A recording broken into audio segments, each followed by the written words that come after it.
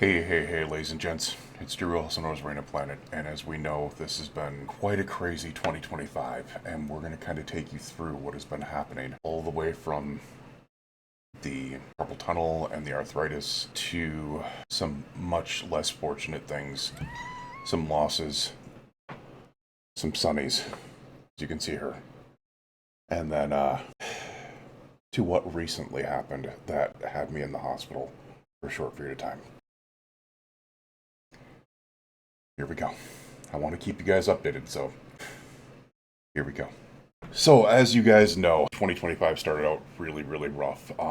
I started developing really bad problems with my wrist. Turns out it was early onset carpal tunnel, and then the wrist brace actually helped out a lot, especially when I was using my crutch and stuff like that. The problem is at the ripe age of 41 at that time, we were getting arthritis in my right wrist, and I also had arthritis in my left ankle. So it was something that we had to deal with. You know, it sucked, especially to start 2025, but it was dealable. It was dealable. What wasn't dealable was what happened February 5th of 2025, and that was the loss of my baby brother John, as you can see below. 32 years old. Let's just say it has opened a lot of deep wells that we really haven't explored. Myself, my mother, my family, my brothers, and it's affected all of us more than even we thought it would. And it's been losing a brother decade your junior. It's someone I miss every day. I mean, that's him on the left. My middle brother Mike is on the right, and then my big old butt is in the middle because I was, 9, 10 years older than both of them. But we had some good news too in 2025. We had a couple of months of dealing with mental health and dealing with all types of other issues and maybe gaining some weight because depression is something else. But then my birthday came, and early on in my birthday, I put out a fundraiser on Facebook for multiple sclerosis, the National Multiple Sclerosis Society. And we raised $250 in a couple short days. And we still got 4 weeks left on that goal to be able to continue raising as much as possible, which is obviously such a close thing to me. But then later in the day, I had noticed that my right eye started going blurry. And I was like, oh, maybe I'm just tired. Maybe it's just fatigue. Maybe it's all the stress that's been going on with John and everything else. But fast forward to a couple days later, matter of fact, this morning, I woke up and the eye was hurting a lot. And it reminded me of something that I went through 7 years ago, which was my left eye had gone from 2010 vision to 2100 vision really quickly, and had some eye pain as well. And after a couple of years, it wasn't diagnosed immediately. Like, it took until like 2021, so it was like 4 years later. A neuro-ophthalmologist finally looked at it and realized it was optic neuritis. It was basically the MS attacking my optical nerve. Glasses don't help, nothing helps. It is what it is. You learn to deal with it. Well, today, it started hurting. I started getting a really bad headache, and we went to the ER at Mayo Clinic. And I was so overjoyed to be back there. We've had way too many visits over the years. Not looking forward to what I knew was going to be a long day, and yes, it turned out to be a 12-plus hour day in the ER. They wanted to admit me, and I had to get a little stubborn on it. To be able to make sure that didn't happen. But this is what happened.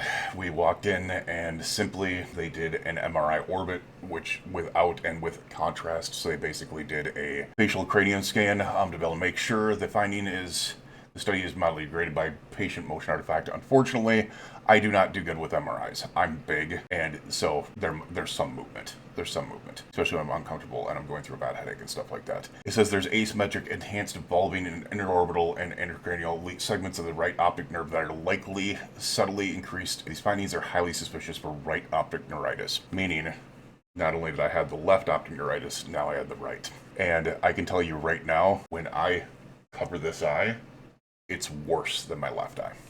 Right now, hopefully that can change a little bit with medications. No neural enhancement of the left optic nerve, decreased left optic nerve diameter in comparison to the right, suggests atrophy as the sequela of prior left optic neuritis. Basically, it just confirmed that I had left optic nerve neuritis before, but there's no acute, meaning that it did what it did. It's done, basically. No evidence of mass lesions, which is good. It's amazing. That means that there isn't technically active MS going on. Nothing else is being attacked. It's just the neuritis. Basically, the other part is evaluation of the brain demonstrates scattered patchy foci of T2 signal abnormality. It means that there might be a little bit of lighting up in there.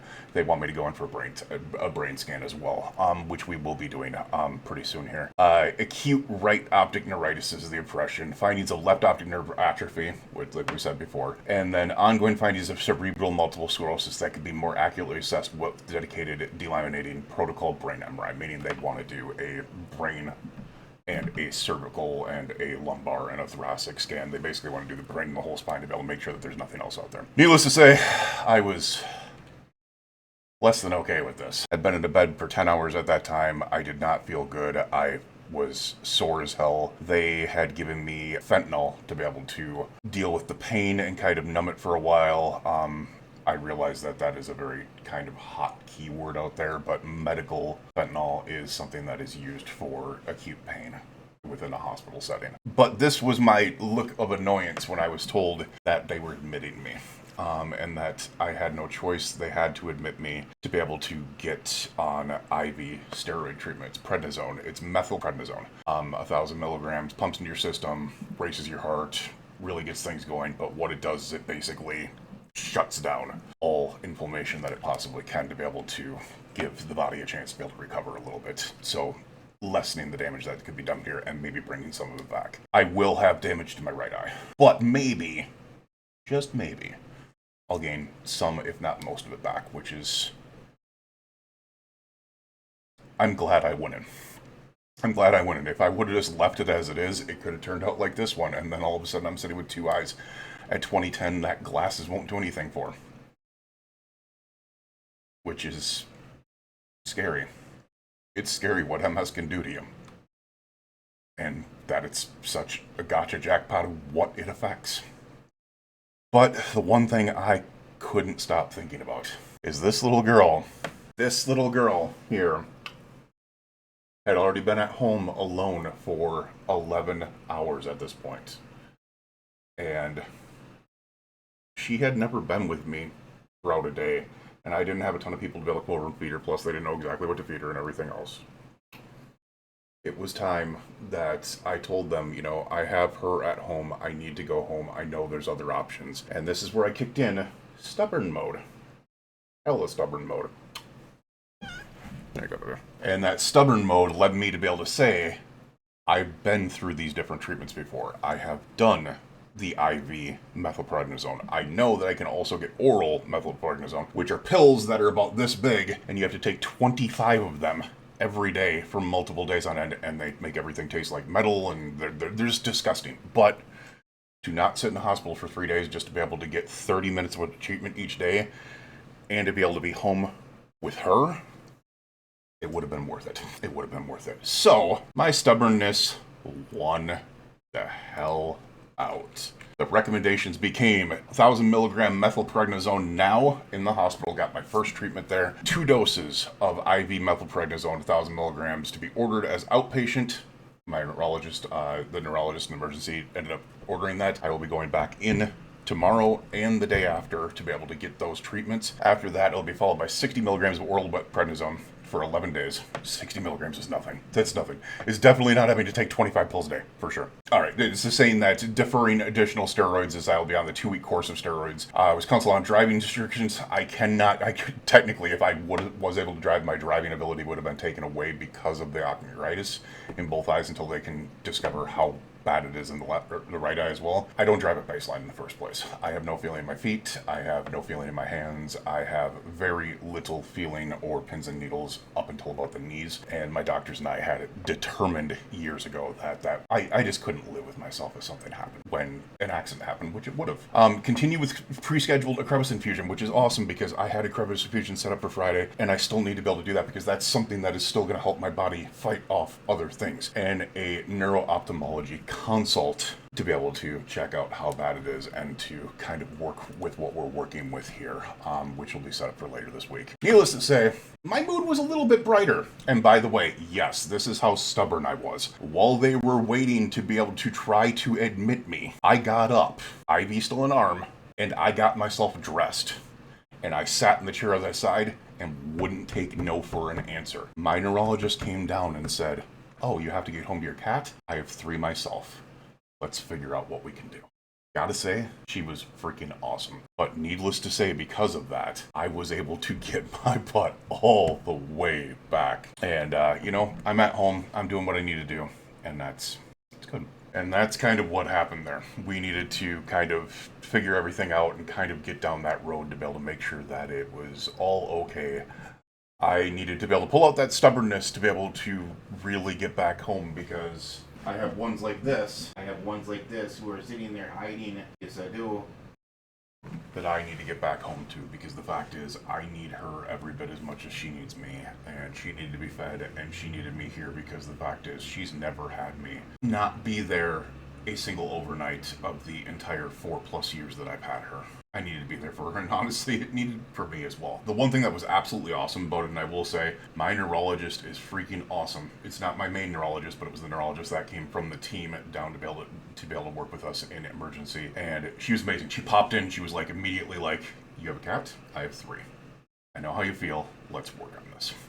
So we went through all the options that I already knew that were there: the oral, the outpatient IV, and we settled on the outpatient IV. It was an interesting time, wasn't it? Yes, it was. It's a sunny. It's a sunny.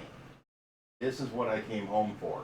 And it's the reason I came home for is for this little one here. That's the reason why I came home, is for that little sunny girl. We'll keep you guys updated. It's something that I know I haven't done it the way that I should have recently. I was a lot better doing it early days, and I think I'm going to be doing a lot better with it from now on. We are going to be doing the life updates with the MS, with everything else that's been going on. I'm going to start getting back into working physically and doing things a little bit better for myself and keeping you guys updated with that, as well as all the other content.